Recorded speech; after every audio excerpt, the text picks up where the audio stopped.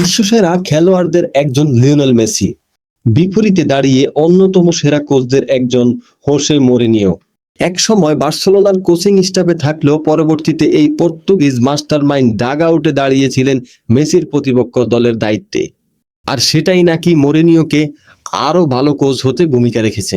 যদিও সর্বকালের সেরা ফুটবলার বিতর্কে শুনলে মেজাজ খারাপ হয়ে যায় সাবেক এই রিয়াল মাদ্রিদ কোচের। কেবল স্প্যানিশ জায়ান্টদের হয়েই নয়, মরিনিয়ো মেসির প্রতিপক্ষ হিসেবে কোচিং করিয়েছেন এফসি পোর্তো, চেলসি এবং ইন্টার মিলানে। যদিও রিয়ালের কোচ থাকাকালেই দ্বৈরথটা বেশি দেখেছে বার্সেলোনার এই মহাতারকার সঙ্গে। সম্প্রতি ক্রীড়া বিষয়ক ইউটিউব চ্যানেলে দেওয়া সাক্ষাৎকারে মরিনিয়ো জানান, মাঠে মেসিকে ঠেকানোর চ্যালেঞ্জই নাকি তাকে বেশি কোচিংয়ে দক্ষতা বাড়াতে সহায়তা করেছে। মরিনিয়োর কাছে জানতে চাওয়া হয় কোন খেলোয়াড় তার কোচিং এ দক্ষতা বাড়াতে সবচেয়ে বেশি ভূমিকা রেখেছে। জবাবে 62 বছর বয়সী এই কোচ বলেন মেসি, কারণ তার বিপক্ষে যতবারই খেলা ছিল প্রতিবারই সে আমাকে বেশি ভাবাতে বাধ্য করত। 2023 সালে নভেম্বরে পর্তুগিজ ক্লাব এফসি পোর্তোর কোচ থাকাকালে প্রথম মেসিকে প্রতিপক্ষ হিসেবে পান মরিনিয়ো। এরপর রিয়ালের ডাগ আউটে দাঁড়িয়ে সবচেয়ে বেশি হিসাব নিকাশ করতে হয়েছিল বার্সেলোনার বিপক্ষে এল ক্লাসিকো ম্যাচে। মেসির প্রসঙ্গ উঠলেই স্বভাবতই সর্বকালের সেরা ফুটবলারের বিতর্ক তো এসেই যায়।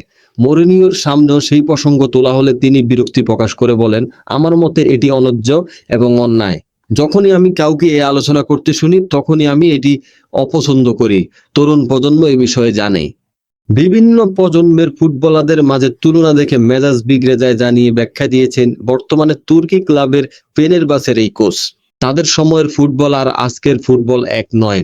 ইউরোপীয় ফুটবল ছেড়ে মেসি এখন আমেরিকার মেজর লিগ সকারের তারকা। ইন্টার মায়ামির হয়ে এখনো ঝলক দেখালেও পুরনো প্রতিদ্বন্দ্বিতা নেই। অন্যদিকে মরিনিয়ো ইউরোপে আছেন ঠিকই, তবে অনেকটা কম নামের ক্লাবে।